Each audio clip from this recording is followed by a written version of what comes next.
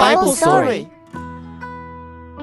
喺加拿嗰個小鎮有一對新人擺酒，搞到成條村都好熱鬧，大家都開開心心去飲起酒。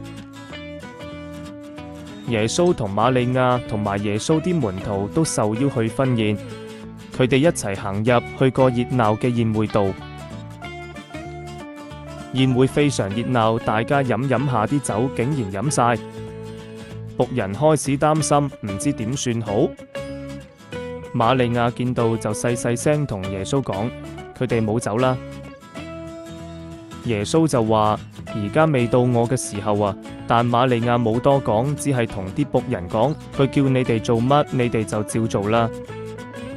耶穌睇住旁邊有6個大石水缸，就話去裝滿佢哋。僕人聽到即刻行動，用桶去打水，直到每個缸都倒滿。之後耶穌話，依家倒啲出嚟，攞去俾管宴嗰位試下。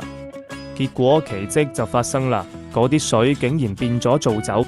管宴嘅主管一飲驚訝咁話，哇，呢啲先至係靚酒啊，點解而家先拎出嚟？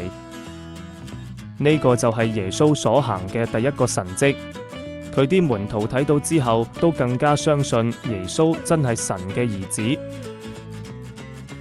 Thanks for watching. Thanks for watching.